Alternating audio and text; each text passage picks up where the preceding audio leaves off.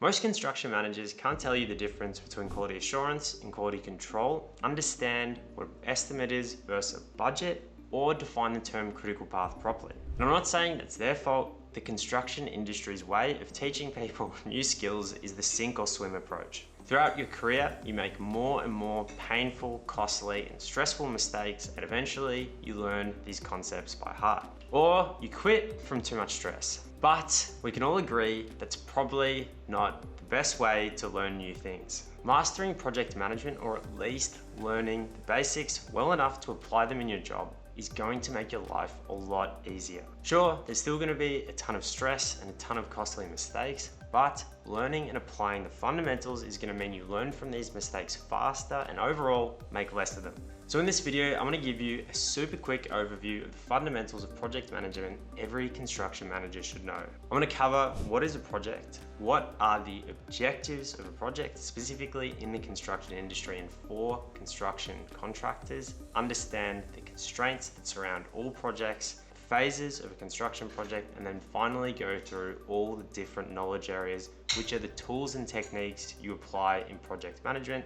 If you want a copy of the slides, I'll put a link for them in the video description. This isn't meant to be a complete project management course, just giving you the absolute fundamentals that I believe every construction manager should know. First, let's define what is a project. Project, textbook definition, is a temporary endeavor to create a unique product, service, or result. Building a bridge. It's unique. No one's built the same bridge in the same spot under the same circumstances to the same design. It's temporary. It has a defined start and finish date, and it creates some product. A solar farm. Again, it's unique. A lot of solar farms look exactly the same, but no one's built it in that exact location at that period of time with those weather conditions, with those specific circumstances. Again, it's a temporary endeavor. It's got a start and finish date. Delivers a defined product. But when we talk about something like manufacturing, it's not unique. We're creating the same part over and over again. It's a repetitive, ongoing service, even though we're still creating a product. So building, it's unique, it's temporary, it's creating some sort of product. So every project is different.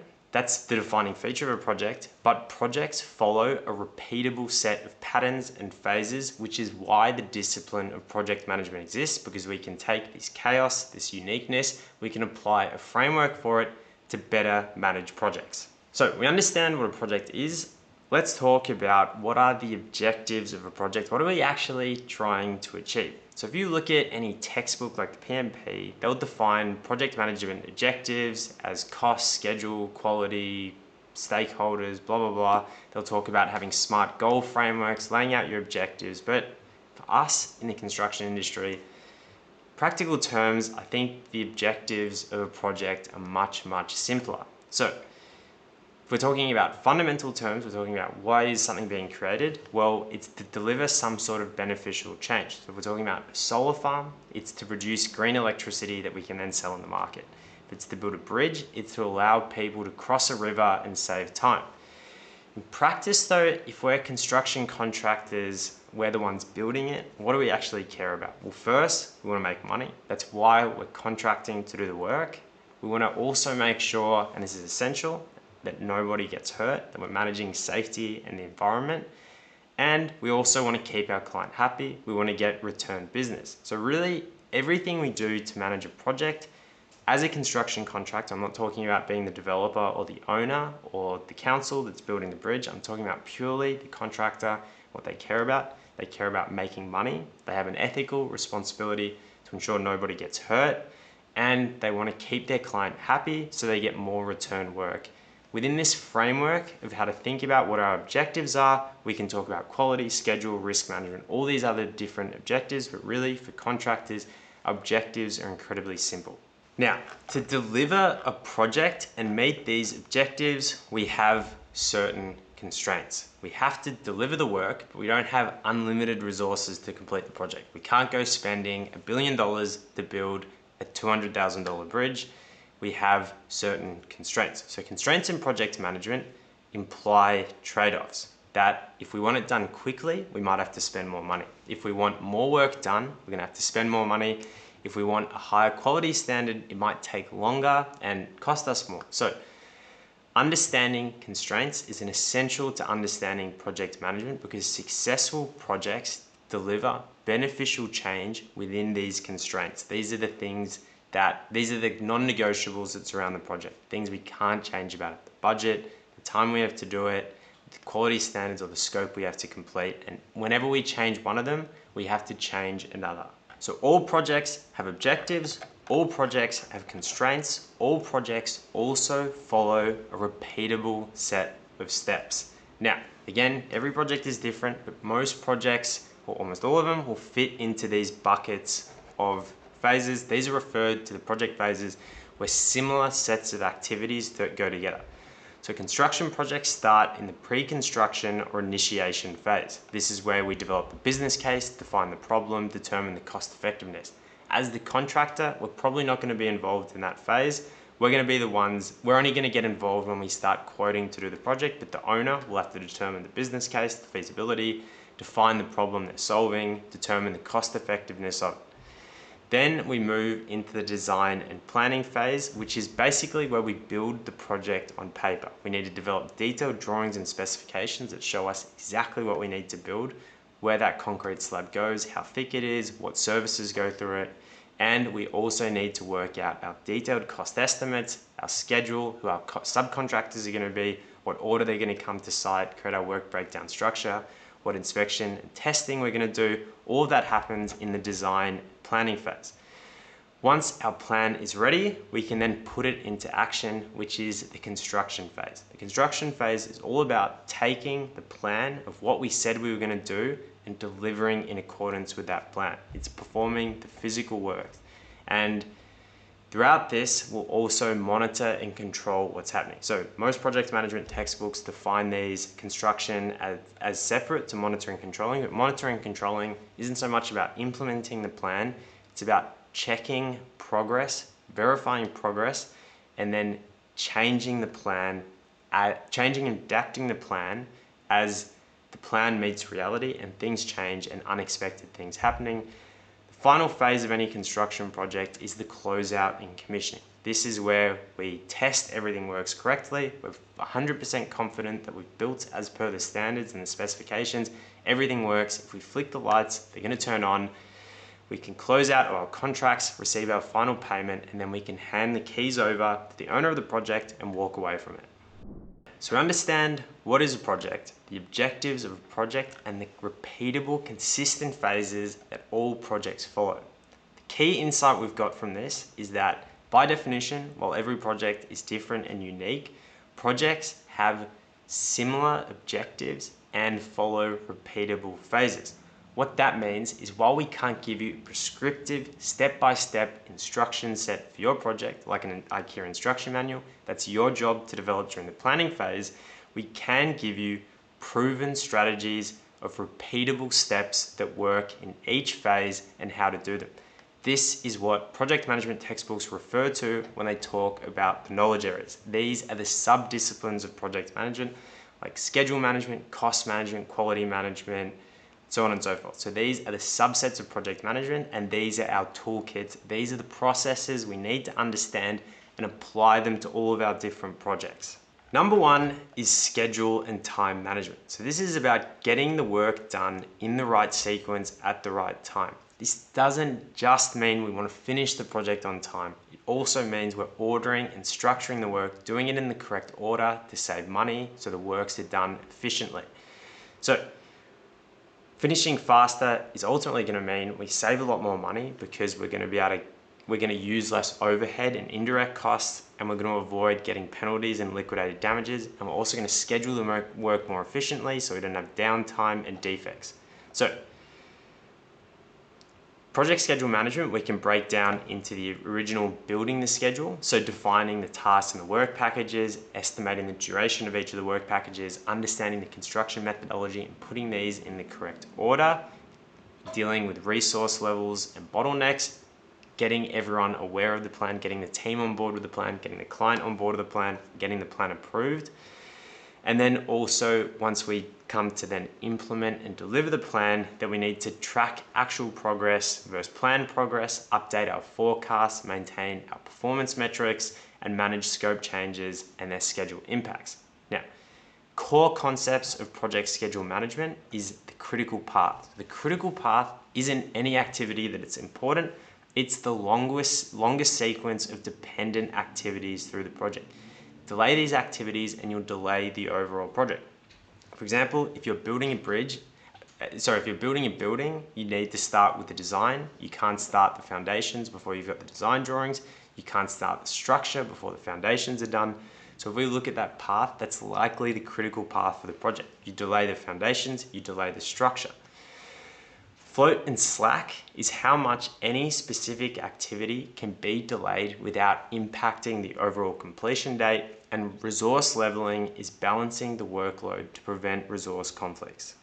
Next up, we've got cost management. So cost management is what we use to basically make sure we spend less than our budget, which remember is one of our 3 core objectives. So there's 2 areas of construction cost management. There's estimating, which is working out how much it costs to deliver a project.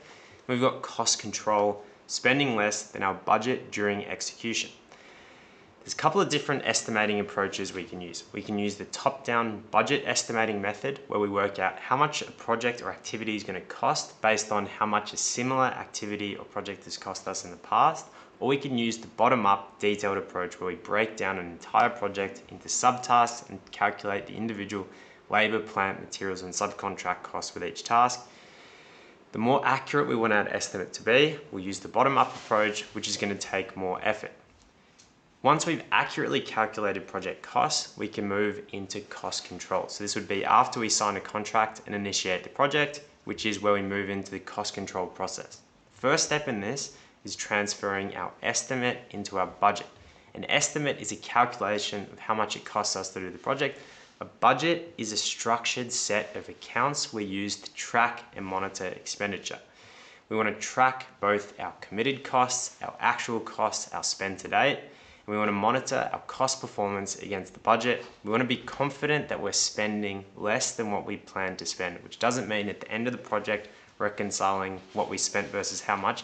It means incrementally doing it throughout the project and forecasting our final project cost based on our project trends, and then adjusting behavior to ensure we spend less money.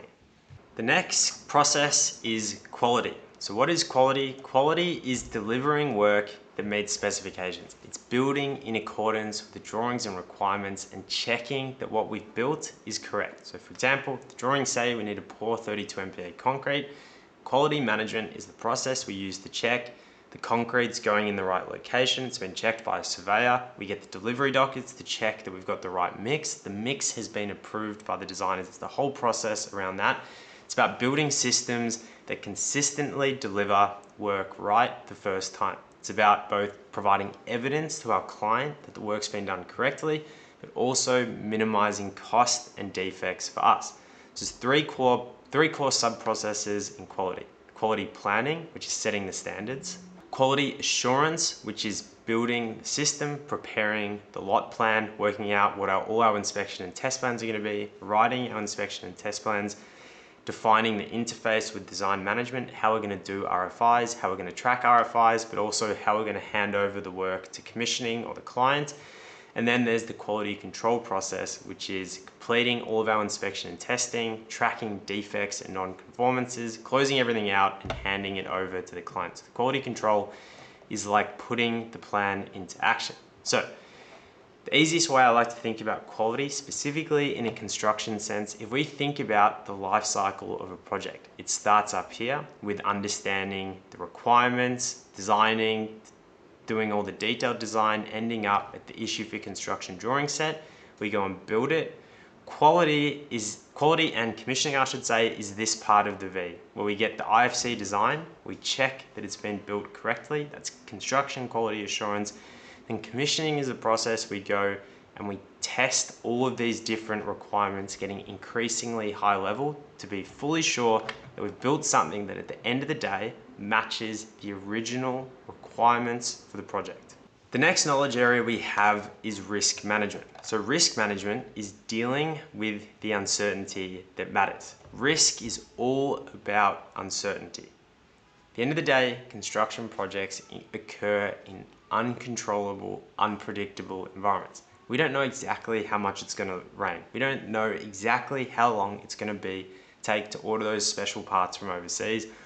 All of this contributes to the uncertainty in the project. Risk management gives us a structured way to deal with uncertainty. How do we deal with uncertainty on a project? We first need to establish the context, understand our project, our objectives, what are the specific issues or objectives that are most at threat. Then we need to go through and look at all the different individual risks and opportunities and identify them. We need to then analyze them to work out what's the probability and impact of each of these occurring. Then we need to plan our responses to them. So there's a couple of different ways we can respond to a risk. We can avoid it altogether. We can mitigate it. We can put in place something that reduces either the probability or the impact. We can transfer it to another party. For example, we could sign a contract with our subcontractor saying that they're responsible for the inclement weather for their work. So we've transferred the inclement weather risk onto them. Or we could just accept it. It's minor and not important. We could just accept it as is and not do anything about it. There's a couple of construction specific risk categories. There's technical risks, so issues with the design, materials, construction methods. There's external risks, so weather, regulation changes, market conditions. There's financial risks with cash flow, material price escalation for ordering stuff from overseas and exchange rates change. We've got schedule risks such as labor availability, equipment breakdowns, or permit delays, and we've got safety risks, so workplace accidents or environmental incidents. So all of these different categories of uncertainty that contribute, that matter because they impact our ability to achieve our project objectives. The next area is communications management. And now for me, I don't necessarily like that this is a knowledge area because I think of this more as an overall soft skill, but most project management textbooks have sections on communications management. Communications management is all about ensuring the right information reaches the right people at the right time in the right format. And again, when you actually think about it, most problems we face on construction problems originate from people not having the right information at the right time in the right format. They miss emails, they don't know a certain specification applies to them, they're writing an inspection and test plan and they haven't checked the contract on what they have to do for testing. So communication is all about the flow of information. So communication can be broken down into planning, where we analyze our stakeholders, develop communication matrix, talk about the different communication channels, and talk about how to structure information so it's easily to obtain. So communication covers all these domains, but again, I think of this more as a soft skill and almost the subset of stakeholder management. Next up, we've got resource management. So resource management is about having the right people, equipment, and materials available when and where they're needed to meet our project objectives. Again, that'll be driven by the timeline we develop and also the budgets we have available. So projects fail fundamentally because of resource issues. Not enough people to work on the design gets delayed. Not enough concrete trucks to meet the concrete pour volumes, we can't meet the pour design requirements. All these issues contribute. Resources fit into a couple of different categories. We've got human resources, plant and equipment resources, material resources, and generally the process. Again, resource management to me is one of those areas that is covered by schedule management and cost management. If we're talking purely about the resource process, we need to first estimate the resources we need. We need to acquire these, which would generally be done through the procurement process. We then need to allocate these, which is done through the schedule implementation process. And then we need to manage and control the resources, which is done through project controls, which is a combination of cost control, tracking our spend against our budgets, and schedule control, which is tracking performance of tasks against the baseline.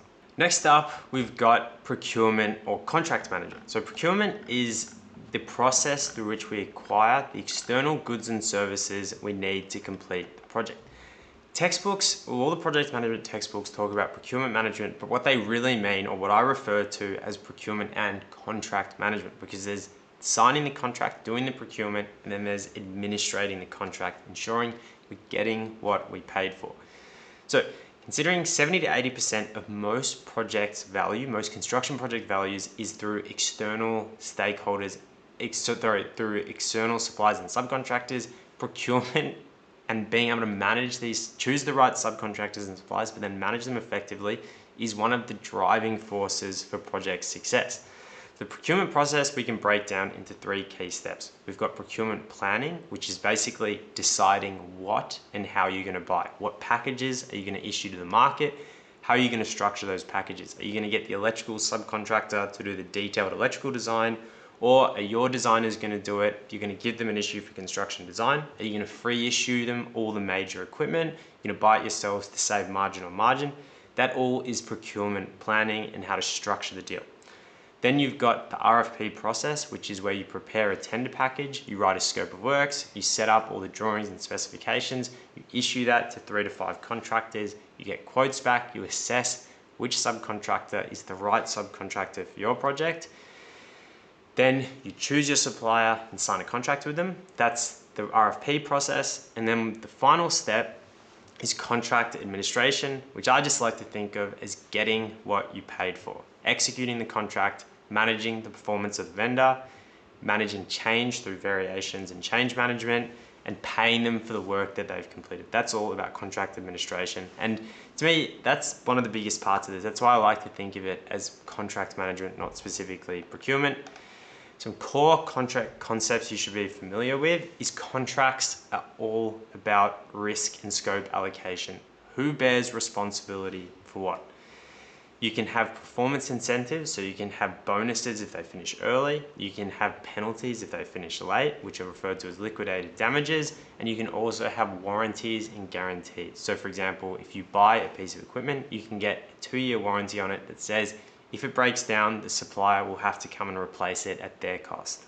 Next up, we've got stakeholder management, which I spoke about before when I said this is where I think communication management fits. But stakeholder management is about identifying, analyzing, and managing the expectations of everyone affected by the project and ensuring they support the project. So, fundamentals of stakeholder management really comes down to projects are delivered by people for people. So, stakeholders are core to everything we do. And remember, if we talk about the objectives of the contractor in any project, you want to keep your client happy so you get more work from them. A happy client means more projects, which probably also means better projects because you're not necessarily just competing on price because you have a good reputation from.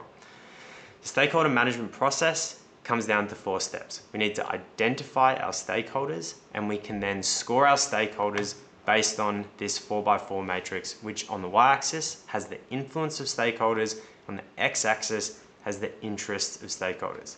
So stakeholders that have a high degree of influence over the project and are very interested in the project, we need to manage closely. Stakeholders, on the other hand, that aren't really interested in the project, don't have much influence over them, all we do is monitor. Then stakeholders that have a huge degree of influence but low interest, we keep satisfied. Stakeholders that have high interest but low influence, we keep informed. That's our stakeholder analysis. We then work out in practice how we're going to do this, and then through the execution of the project, we manage stakeholder executions. The key stakeholders you'll deal with on a construction project are the client, the owners, the one paying you to do the work, regulatory bodies that need to approve the work, perform inspections, the local community, the project team, and also our suppliers. Again, when I spoke about procurement and contract management, around 70 to 80% of the spend on a construction project, which also means the total work, is done by suppliers and vendors. So managing the relationship with your suppliers is absolutely essential for delivering a project successfully. Now, the final topic we have is scope management. Now, scope management in textbooks, project management textbook, means one thing. For construction contractors, it means something fundamentally different. So scope management in a textbook is defining and controlling what is and isn't included in the project. For contractors, it's really 2 distinct but directly related activities. We've got design management and contract management. So procurement Contract management in the context of procurement, which we were speaking about before, is managing your subcontractors, your downstream contracts. When we're talking about scope managing, so controlling what work you're doing and not doing, it's all about head contract management, administrating the contract you have with your client. So design management is, as the contractor, we may or may not be responsible for the design. Assuming we are, we need to manage the design, so develop the drawings and specifications that define what we'll build. We're translating the client requirements into a constructible design that aligns with the specifications that they've developed. So they'll tell us we want a bridge with 3 lanes, with asphalt, with street lighting, blah, blah, blah.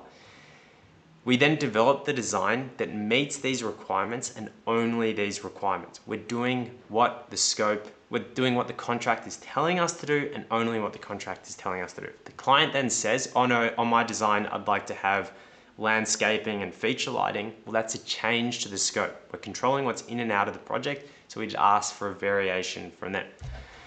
That's why design management is so fundamental to scope management, because the drawings and specifications ultimately define what we're going to be building. So the key design management activities are gathering requirements, developing the design, performing constructability reviews to check that what we can build is actually possible, performing value engineering, so looking at cheaper, more effective ways to deliver the same scope at a lower cost, coordinating the design between all the different trades, getting the design approved by our client, and establishing and agreeing that yes, we've looked at your requirements and this is exactly what we're going to build.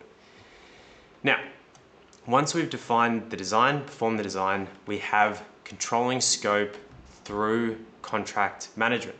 This is basically doing what we agreed to do. So controlling what is and isn't in the project scope based on what the contract and specifications, what we quoted to build said we had to do. So we've got things like when we're tendering for the work, we'll have the scope definition, agreeing on the scope of works. And then we'll also have managed changes throughout the execution of the works. Again, the client asks for landscaping that wasn't in the original requirements, that would be a change order or a variation. Some essential concepts to understand around scope is that you've got the contract scope versus the design drawings. The design drawings are our interpretation of the contract scope that define what we need to build. Again, only if we're responsible for completing the design. In a construct-only project, you might have the drawings and specifications already at IFC and issued to you to construct, in which case they are the project scope. Then we've also got scope creep, which is where we do additional work without getting additional time and money to deliver it. Say for our client, we say, yeah, that's fine. We'll do the landscaping as well for you, but there's no change to the project budget. There's no change to the project finish date.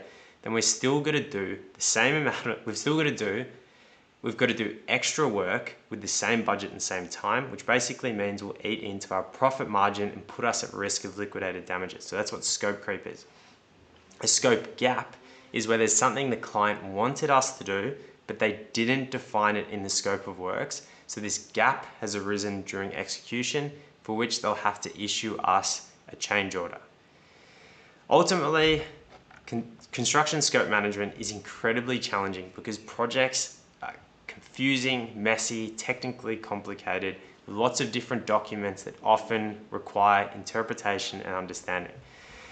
Unforeseen site conditions can also impact scope, and as part of scope management, which makes it more confusing, is that we're often responsible for certain risks or events that play out. So overall, scope management is incredibly challenging, confusing, and messy, but an essential part for both managing a project successfully and being able to deliver the work under our budget to make sure we make money, but also to keep our client happy.